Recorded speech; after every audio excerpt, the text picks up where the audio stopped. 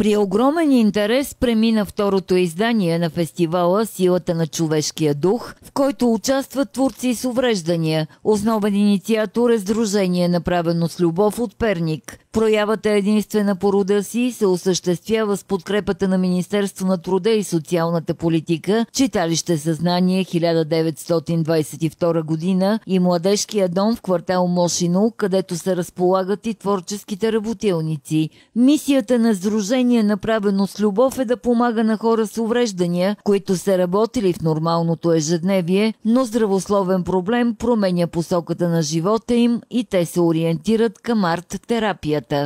Идеята на фестивала е да подкрепим хората с увреждания, да покажем, че те са много силни, с много силен дух и могат да се справят с всякакви предизвикателства в живота.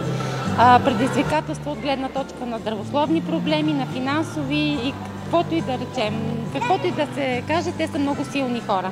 Аз се гордея с всички тях.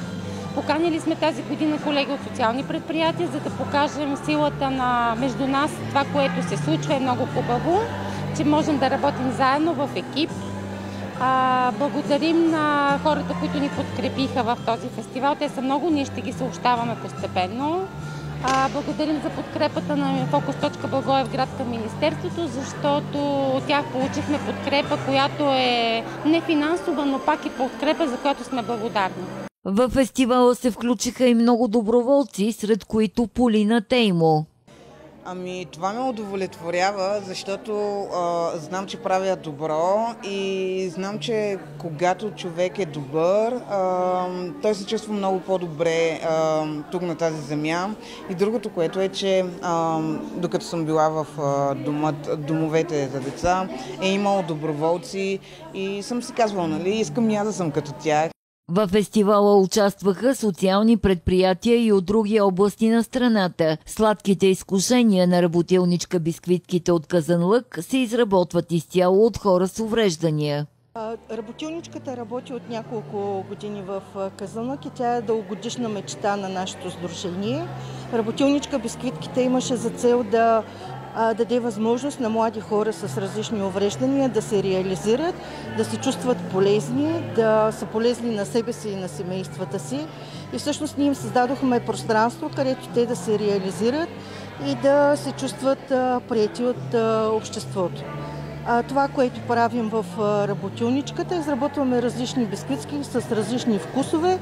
Те са Едни от любимите вкусове са на шоколадови бисквитки напукани, кокоски и много други. Сега няма да ги изброявам. В сайта на Работилничка бисквитките могат да се видят артикулите. Всяка година, всъщност всеки месец, ние предлагаме различна кутия. Една от наша колежка предложи идеята да направим абонаментна кутия за бисквитки. И всъщност всеки месец някъде около 800 кг бисквитки летят из цяла България и хората всъщност в България получават своята сладка кутия. С гостите от Смолян посетителите на фестивала можеха да се учат да пластят вълна. Една традиция, която сега е позабравена, но в миналото се е прилагала във всеки български дом. Хората са правили дрехи в нашия край от тях.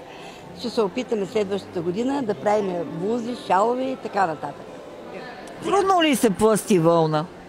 Значи в началото, когато започнеш, трудно се пласти, но с течение на времето свикваш и не е трудно. Лесно, но трябва да го разбереш как става. Какво изработвате? Изработваме от вълна брошки, изработваме животни, изработваме кукли. Да, изработваме кукли, изработваме картини, всичко изработваме, което можем. Да. В момента. Сега в момента работя кукла с родовска носия. И първата за пласти топчета от вълна и с тях правиме гривни и гердани.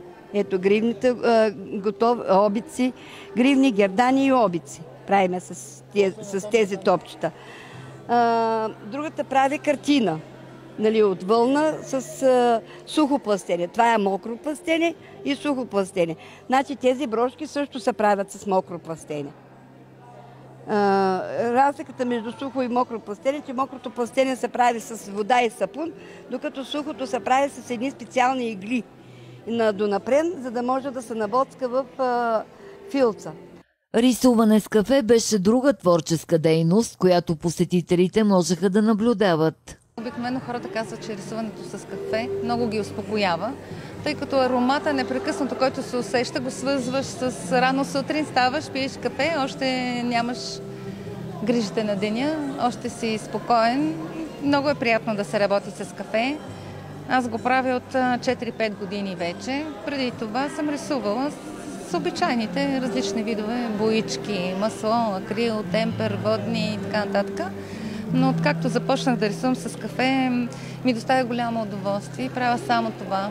И правя работилнички, рисувам картини с кафе, рисувам портрети с кафе. Всичко, което може да си представите, може да се нарисува с кафе. Какво отличава тези картини? Какво ги отличава? Просто са различни. Кафето всъщност е много траен материал. Виктор Юго има картини рисувани с кафе в Лувъра. Той, може би, ако не беше такъв гениален писател, ще бъде гениален художник. Той рисува с всякакви материали, с кафе, с кръв, войните, които е преживявал. И там все още има негови творби. Те трябва, разбира се, да се предпазят или с лак, или с тако, зависи дали са по стена, по лист или на платно, зависи как се рисува. Но тези нюанси на кафявото са толкова топли и толкова, как да кажа, на мен много ми допадат. И при мисълта, че само с едно кафяло мога да направя абсолютно всичко като графика, ме привлича. Това е някакво предизвикателство. Доброволно за всички, които желаят, по време на фестивала работи и психотерапевт.